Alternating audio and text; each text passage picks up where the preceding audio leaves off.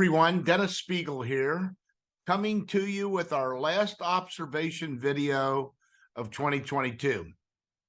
You know, it's been an interesting year, and I've enjoyed sharing thoughts and insights with you on relevant topics that are circling our industry. As we close out 2022, I wanted to end the year by talking about the 5 greatest challenges that I believe we face coming up in 2023. So let's look at each one. Number 1 is pricing. The pricing of admission tickets for our parks is complex.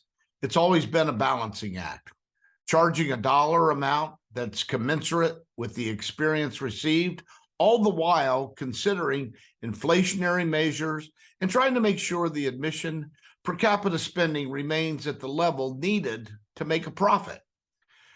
Ticket pricing is one area that has greatly evolved.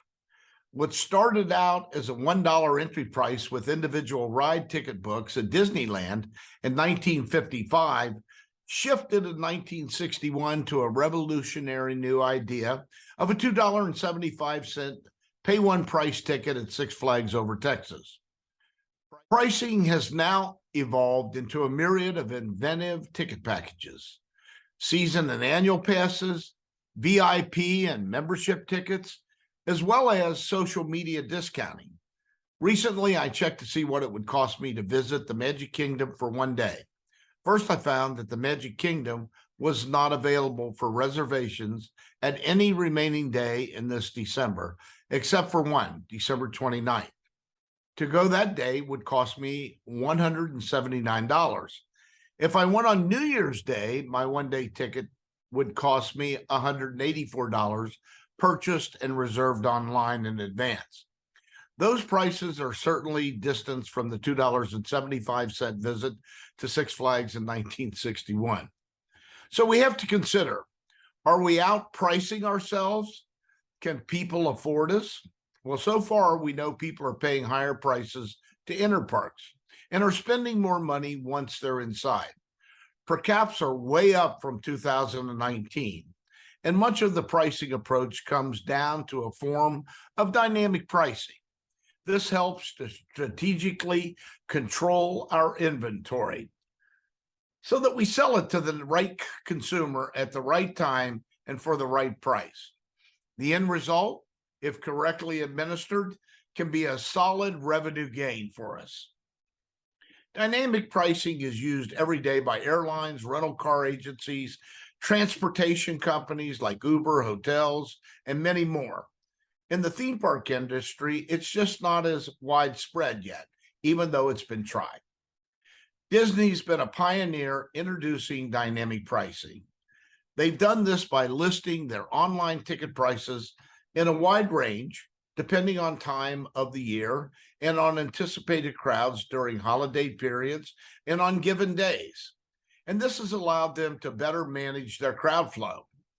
The theme park industry has begun to follow in Disney's footsteps, even though the concept of dynamic pricing is at a very low level of usage throughout the industry. Now, the question is, now that we are a mature industry entering our 7th decade, has the time come to fully adopt a true dynamic pricing approach?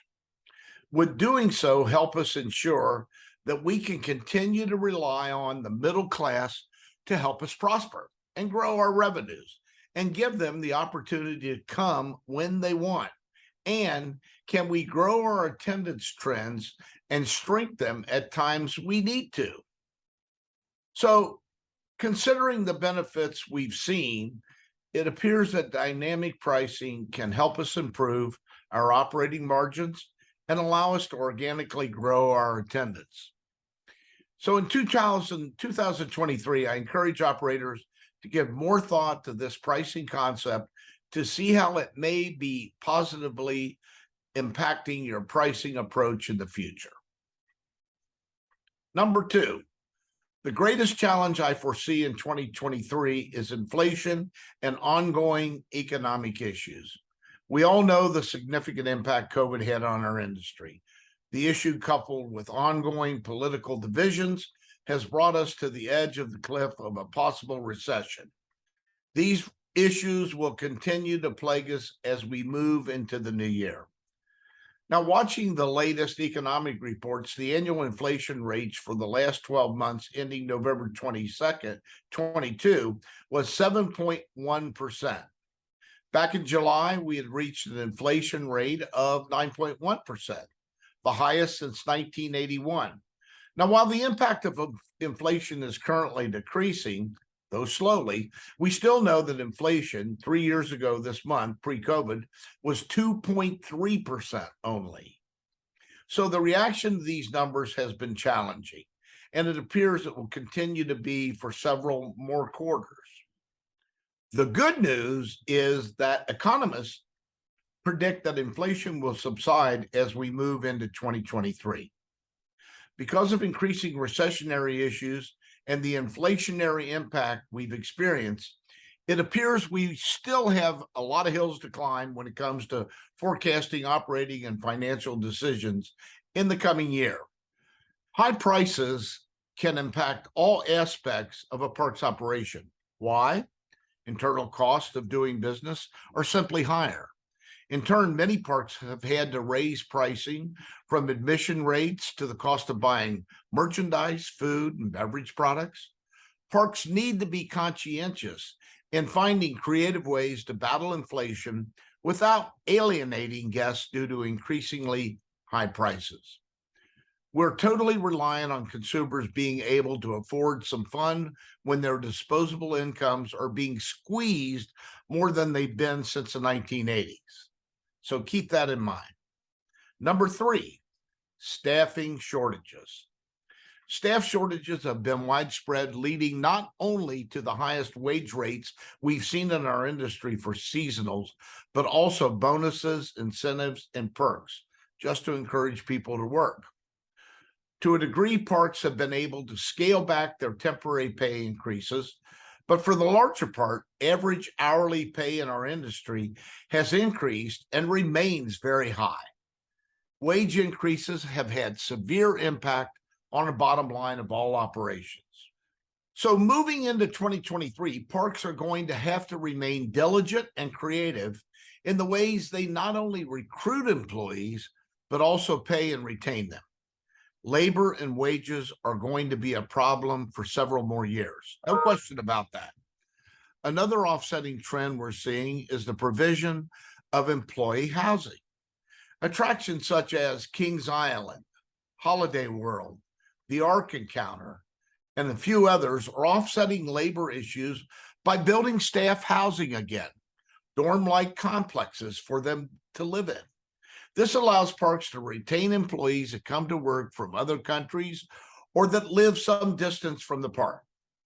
In the case of Holiday World in Indiana, earlier this year, they unveiled their employee housing development, which they are building for almost $7 million. Quite a sum. Employees must be 18 and live more than 50 miles away to be eligible to live in the dorm. It will offer a communal kitchen and on-site laundry facilities. The weekly rate to stay per the website is so far $105, which will be payroll deducted. In the end, those employees will be able to continue to work at the park longer and possibly return for subsequent seasons because they can avoid the need to travel long distance and perhaps miss out on special work opportunities. Employee housing is becoming a necessary option to properly staff our operations. It makes sense and will help solve some of the staff shortages issues we're experiencing. Number 4, we have another ongoing challenge before us, which is to maintain the increase in per capita spending we've seen in 2021 and 2022. Demand and spending at theme parks, especially the destination parks, has been enormously strong the last 2 years. We began experiencing a bit of softening by Q3 2021, which was to be expected based on the economic impacts we were starting to see. But overall, what we have seen is that although prices at many facilities increased, people still bought tickets and spent money like drunken sailors once they were inside. Even with some attractions experiencing lower attendance levels, per capita spending has remained resilient. Keep in mind, this was in part due to the price increases we made within the parks. Price increases are now starting to see some pushback. Therefore, some of these increases will be curtailed and diluted moving into 2023, I predict. Disney has already begun trimming some of their price increases. Others will follow. Now, how do parks maintain guest spending in 2023, especially if the consumer confidence in our industry were to wane or be in an economic issue of worsening? Be judicious in your rate increases and internal price increases, at least for the next season. Consider ticket prices increases through dynamic pricing. As I said earlier, this is a fine balancing act, but it was reported that after Disney implemented dynamic pricing, they saw a 3% decrease in attendance and a 10% increase in per capita spending. Their crowds during these busy holiday periods were lessened, and they had higher revenues and a better guest experience. Keep improving the product quality and mix to enhance the guest experience. Higher guest spending is often the result of investing and delivering high quality offering in a more efficient manner. Don't forget, personalized technological experiences using VR and AR technology, wearable technology, and providing more immersive experiences are ways to personalize the theme park experience. It's been reported that personalization in the theme park industry can increase revenues by about up to 15%. It deserves exploration, and we should be looking at it carefully. And lastly, number 5, we have to spend the proper amount of CapEx to drive attendance annually. No doubt spending money on new rides and attractions or on major overhauls is a tedious and expensive practice. Our parks have always dedicated themselves to setting aside a required amount of CapEx each year, averaging somewhere around 7 to 10% of revenues, sometimes less, sometimes more, depending. With COVID, parks had to cancel projects or postpone some to the future. It will be vitally important for operators to fully reinstitute and revive their CapEx programs to be successful over the next several years. New and updated attractions are what draw our guests in the first place. Not adding new product or changing out older product will become problematic and will negatively impact the bottom line, particularly as we continue to mature as an industry. Okay, so there you have it. 5 challenges I believe we will continue to face as we move into a new year, 2023. For sure, there is one thing we've all seen time and time again. Our industry may not be recession-proof, but it is for certain recession resilient. We always bounce back, and we bounce back quickly. Why? Because people love what we offer as their outlet for family fun. I want to wish you all a great holiday season. I can't wait to see and communicate with you in the new year. Merry Christmas and happy holidays to everyone in the industry.